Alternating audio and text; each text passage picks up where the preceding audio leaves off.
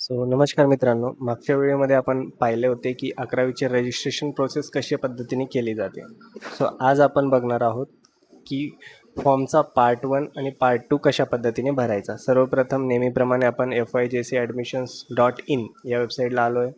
Log in ऑप्शनला click करून आपले log in I D आणि पासवर्ड तिकडे फिल करायचे. जसं मी या विद्यार्थ्याचे केलेले आहेत. तुमचा दिलेला कॅपचा तिकडे फीड करा.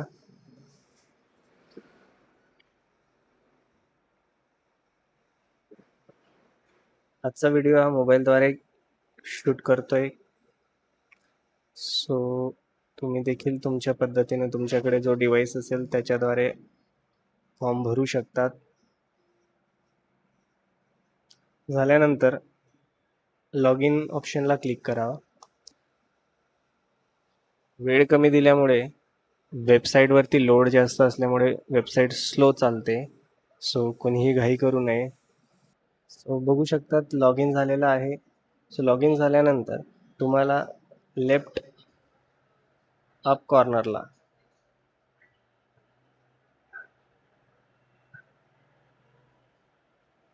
तुम्हाला 3 डॉट दिसतील, तिकडे क्लिक करावे. तिकडे ॲप्लिकेशन फॉर्म पार्ट 1 या ऑप्शनला क्लिक केल्यावर रजिस्ट्रेशन डिटेल्सला क्लिक करायचं. रजिस्ट्रेशन डिटेल्सला क्लिक केल्यावरती आपण ज्या सुरुवातीला डिटेल्स भरल्या होत्या त्या एकदा चेक करून घ्यायच्या आहेत. ओके, त्याच्यानंतर तुम्हाला इकडे नेक्स्ट ऑप्शन खाली दिसेल त्या ऑप्शनला क्लिक करायचे. आता ॲप्लिकंट पर्सनल इन्फॉर्मेशन हा ऑप्शन तुम्हाला येणार. तिथे देखील तुम्हाला तुमच्या पर्सनल डिटेल्स फिल करायला सांगणार आहे. आता तुम्ही बघू शकतात ॲप्लिकंट पर्सनल इन्फॉर्मेशन. इथे तुमचे नाव, मदर नेम कन्फर्म करायचे, तुमचा जेंडर सिलेक्ट करायचा आहे. जेंडर सिलेक्ट झाल्यानंतर तुम्ही तुमच्या इकडे date of birth as it is mention करायची. Okay, date of birth select केल्यानंतर ओके क्लिक करून इकडे तुम्हाला बाय डिफॉल्ट तुमच्या स्कूलचे नाव दिसेल. ओके, जर चुकले असेल तर तुम्ही त्यात करेक्शन करू शकतात. त्याच्यानंतर स्कूल इंडेक्स नंबर तुम्हाला तिकडे मेन्शन करा. त्यानंतर स्कूल इंडेक्स नंबर कंपल्सरी नाही आहे, तिकडे ब्लँक सोडायचं आहे. ओके, त्याच्यानंतर तुमचा UDIS नंबर असतो तो देखील बाय डिफॉल्ट तिकडे येईल. त्याला काहीच न करता इकडे नेक्स्ट ऑप्शनला क्लिक करायचं. सेव्ह नेक्स्टला क्लिक केल्यानंतर त्यानंतर तुम्हाला आता ॲप्लिकंट ॲड्रेस डिटेल्स फिलअप करायचे आहे. जसं की या विद्यार्थिनीचा ॲड्रेस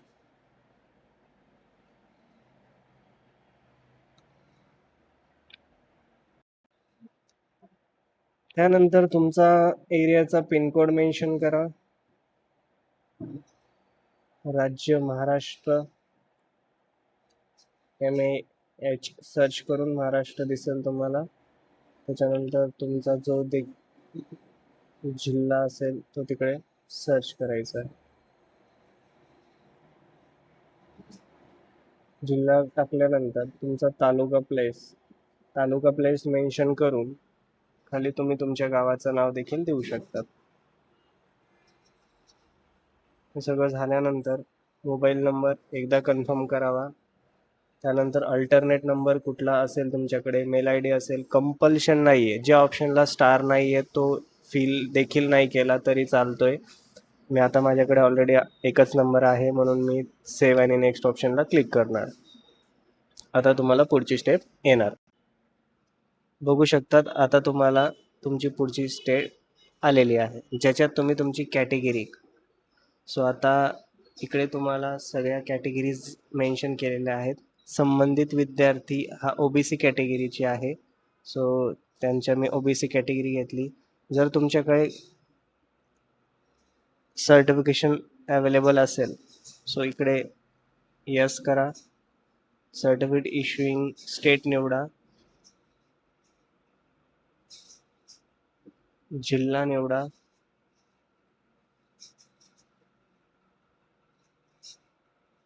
आणि पुन्हा सर्टिफिकेटची कॅटेगरी निवडा.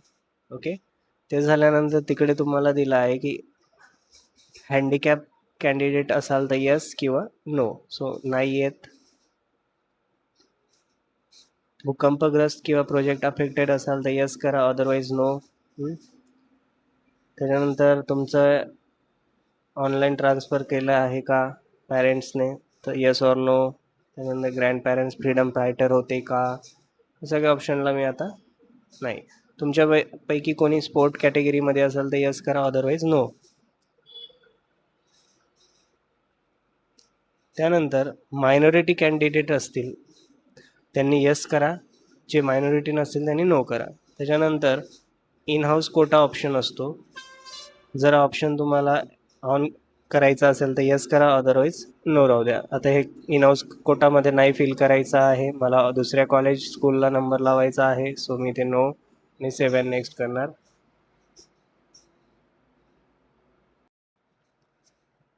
आता इकडे तुमच्या 10th एक्झामिनेशन डिटेल्स येतील. थोडा बघू शकता तुम्ही, तुमचे जे पण 10th मार्क्स असतील तिकडे ॲटो फिल आहेत, तुम्हाला ते चेंज करण्याची आवश्यकता नाही किंवा फिल करण्याची आवश्यकता पडणार नाही. सरळ तुम्ही नेक्स्ट सेव्ह आणि नेक्स्ट ऑप्शनला क्लिक करायचे.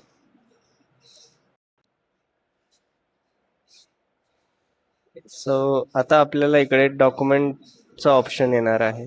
ओके, सो हे ऑप्शन देखील बघून घ्या. इथे तुम्हाला 10th मार्कशीट अपलोड करायचं आहे. बरेच स्कूल कॉलेजने अजून 10th मार्कशीट किंवा LC विद्यार्थ्याला दिलेली नाही आहे, आणि जे स्टार मार्किंगवाले आहेत हे कंपल्सरी ऑप्शन आहेत. जसं विद्यार्थी हा कॅटेगरीचा आहे म्हणून त्याला नॉन क्रिमिलेअर सर्टिफिकेट अपलोड करणं गरजेचं आहे, कास्ट सर्टिफिकेट अपलोड करणं गरजेचं आहे, आणि अंडरटेकिंग. सो अंडरटेकिंग तुम्ही इथून डाउनलोड करू शकतात. अंडरटेकिंग डाउनलोड केल्यानंतर तुम्हाला मराठी आणि इंग्लिश दोघं ऑप्शनमधून आहे, याचं प्रिंटआउट काढून हे डिटेल्स भरून तुम्ही याला सेव्ह करून या अंडरटेकिंग ऑप्शनच्या ठिकाणी अपलोड करू शकतात.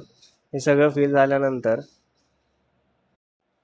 डॉक्युमेंट अपलोड झाल्यानंतर तुम्ही बघू शकतात ॲप्लिकंटचे पूर्ण डिटेल्स इकडे एकदा व्हेरीफाय करायचे आणि तुम्ही यानंतर पेमेंट करू शकतात. आता तुम्ही बघू शकतात की प्रत्येकाला 100 रुपये हे फॉर्म फीच्या स्वरूपात आकारले जात आहे. सो प्रोसीड टू पे या ऑप्शनला क्लिक करून तुम्ही तुमचे पेमेंटचे ऑप्शन्स भरू शकतात. ओके, हे झाल्यानंतर, पेमेंट झाल्यानंतर लॉक ॲप्लिकेशन फॉर्मचा ऑप्शन येईल. आणि बघू शकतात तुम्हाला इकडे तुमच्या एकदा डिटेल्स व्हेरीफाय करायच्या. पूर्ण व्हेरीफाय झाल्यानंतर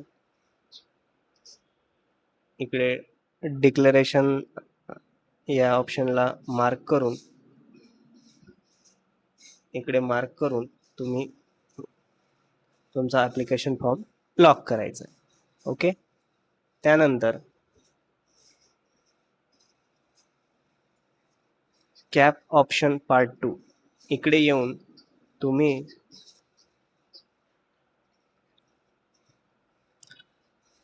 तुमचा स्ट्रीम आणि स्कूल कॉलेज हे ऑप्शन निवडू शकतात.